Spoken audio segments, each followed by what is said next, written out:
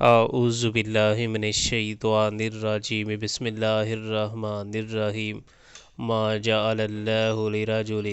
رجل من قلبین فی جوفہ وما جعل ازواجکم اللائی تظاہرون منہن امہاتکم وما جعل ادعیاءکم ابناءکم ذالکم قولکم بافواہکم واللہ یقول الحق وہو یہدی السبیل۔ اللہ نے کسی شخص کے دڑ میں دو دل نہیں رکھے ہیں، نہ اس نے تم لوگوں کی ان بیویوں کو جن سے تم اظہار کرتے ہو